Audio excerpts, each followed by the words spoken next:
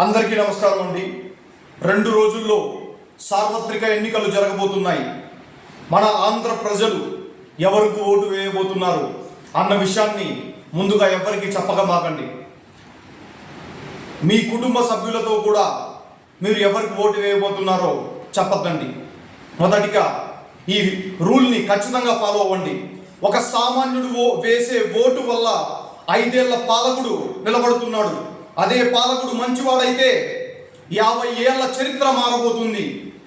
మనకు రోడ్లు వస్తాయి, మన పిల్లల భవిష్యత్తు మారుతుంది, మనకు అన్నీ ఉపయోగపడతాయి.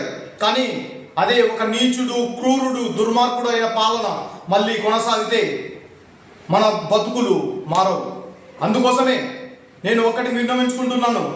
ప్రతి నియోజకవర్గంలోనూ ప్రతి సామాన్యుడు ఆలోచించవలసింది, మన నియోజకవర్గానికి మన నాయకుడు ఎంత కష్టపడుతున్నాడు, మన నియోజకవర్గానికి నీళ్ళు వస్తున్నాయా, మన నియోజకవర్గంలో కరెంటు ఎన్ని గంటలు ఉంటుంది, మన నియోజకవర్గంలో చదువుకున్న వాళ్ళకు ఉద్యోగం వస్తుందా లేదా.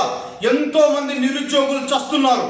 ఈరోజు ఆంధ్రప్రదేశ్ పరిస్థితి చూస్తే ఘోరాతి ఘోరంగా ఉంది.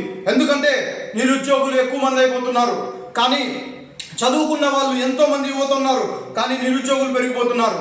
కారణం మనం వేసే ఓటు మాత్రమే. దయచేసి ఆంధ్రప్రదేశ్లో పరిశ్రమల రావాలన్నా, మార్పు రావాలన్నా మీరు ఓటు వేసే దాని మీదే ఆధారపడి ఉంటుంది. డబ్బుకో, కల్తీ మద్యానికో మామూలు అలవాటు పడినట్టు మీరు మామూలుగానే మళ్ళీ ఓటు వేస్తే మన రాజకీయం ఇలానే ఉంటుంది. మనం ఎప్పుడు అందరికీ వంగి వంగి దండాలు పెట్టే స్థితిలోనే ఉంటాం. మన దేశ భవిష్యత్తు, మన రాష్ట్ర భవిష్యత్తు నాశనం అవుతుంది. ఇదే విధంగా కొనసాగితే మన రాష్ట్ర భవిష్యత్తు ఖచ్చితంగా నాశనం అవుతుంది. ఎవడైతే మన విద్యా వ్యవస్థను మారుస్తాడో, ఎవడైతే ఉత్తమ పరిపాలన అందిస్తాడో, ఎవడైతే సమగ్రమైన పాలనను అందిస్తాడో అలాంటి వాళ్ళకి ఓటు వేయండి.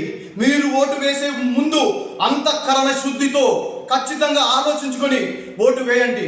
ప్రతి ఒక్కరు ఓటు వేసే ముందు మన నియోజకవర్గానికి ఎవరు ఏం చేశారు, మన నియోజకవర్గంలో నీళ్ళు వస్తున్నాయా, మన నియోజకవర్గంలో కరెంట్ అందుతుందా, మన నియోజకవర్గంలో పిల్లల చదువులు ఎలా ఉన్నాయి, మన నియోజకవర్గంలో పేదవాళ్ళకి పెన్షన్ అందుతుందా, మన నియోజకవర్గంలో చేతివృత్తులు చేసే వాళ్ళు బాగుపడుతున్నారు లేదా, ఇవన్నీ విషయాలు ప్రతి నిమిషం ఆలోచించుకొని ఓటు వేయండి. ఓటు వేసే ముందు 5 నిమిషాలు మీ బుర్రను వాడితే 50 ఏళ్ల భవిష్యత్తు మీకు కనపడుతుంది, లేకపోతే నాశనం అవుతుంది. ఆంధ్ర ప్రజలు ఖచ్చితంగా గమనించుకొని ఓటు వేయండి. జై హింద్.